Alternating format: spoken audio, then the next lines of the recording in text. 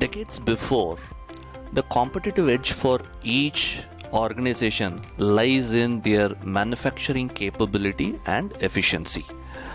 With the widespread adoption to the best practices on manufacturing from the Toyota production system and the Ford production system, within the manufacturing shop floor, the game has become all even. The focus obviously has shifted from the manufacturing shop floor to the big picture supply chain. Hello everyone, welcome to supplychainway.com. I am Alvis Lazarus, your supply chain coach. So in this video series, we call it as the basics of supply chain. We will discuss multiple topics which will help you understand the basics of supply chain. So if you are planning to build a supply chain career or interested in knowing what is supply chain, and if I get into a supply chain, what kind of experience I will be getting, those kind of questions will get answered part of this series. So specifically in this video, what we are going to see is what is supply chain, who are all part of supply chain, and what are all the key activities part of supply chain. So you will get answers to these three questions through this video. So let's get it started. So what I'm going to do to keep it really simple, I'm going to tell you a story and then explain what is a supply chain. So this is a story of a mother who wants to send home cooked lunch to son on a daily basis. Okay, so let's hear this story. So there is a mother and there is a son. As you can see from the picture, the son is doing his schooling, and the mother wants to send home cooked food to son on a daily basis. Okay, so now the step one, what happens is the mother sits with his son and asks him what are all his favorite dishes, how much he wants. Basically, the mother notes down all the favorite dishes of her son for lunch and all the relevant details around that. So that is the step number one. And once she does that, basis that, the mother plans for all the needed ingredients to prepare the food for her kid. Number two. The step number three, the mother bases the list of ingredients. She decides the vendors who can get those ingredients for her. So though I am showing a single picture of a vendor, this could be few vendors. The mother can go and buy those ingredients. In few cases, the vendor can come in and deliver those ingredients to her.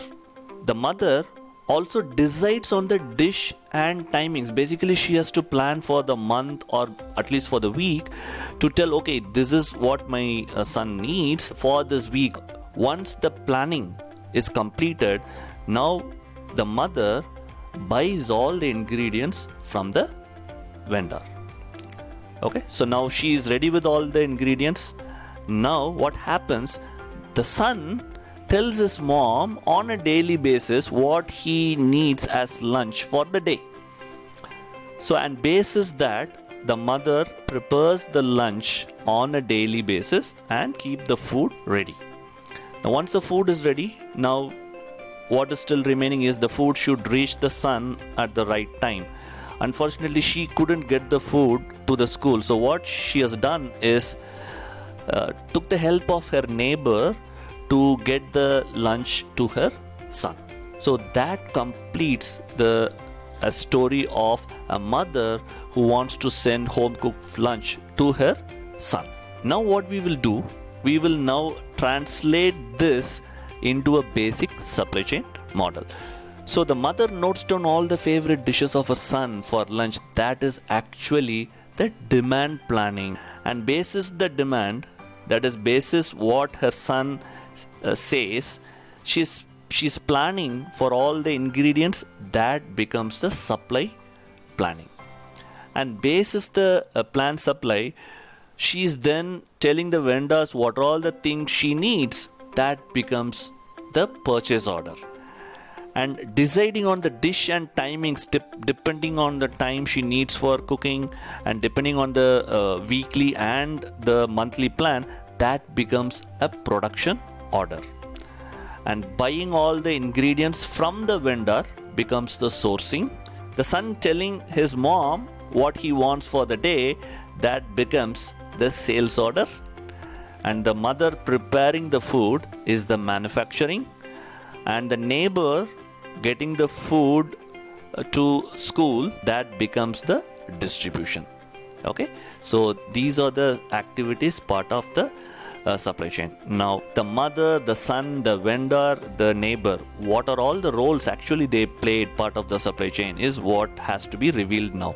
So the son is the customer and the neighbor is the distributor or retailer.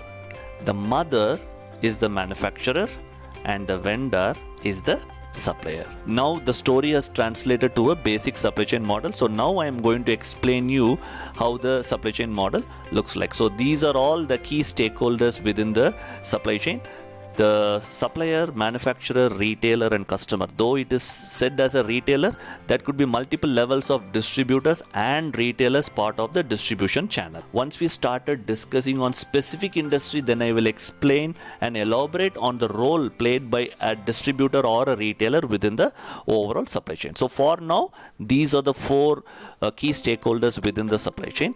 And the supply chain engine starts with demand planning, giving the demand forecast to the supply planning, and basis the supply plan, the purchase orders and production order is released. Based on the purchase order, the supplier ships all the parts to the manufacturer. The manufacturer converts those parts into finished goods.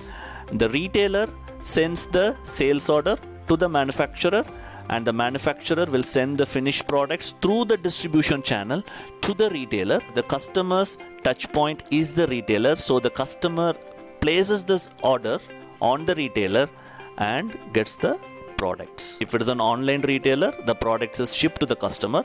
If it is an offline retailer, the customer pick the product from the retailer. So this explains the basic supply chain model. I am sure you have understood this clearly. If you have any follow-up questions or if you have any clarifications, feel free to use the comment section down to this video to ask those questions. I would be happy to answer those for you. Thank you so much.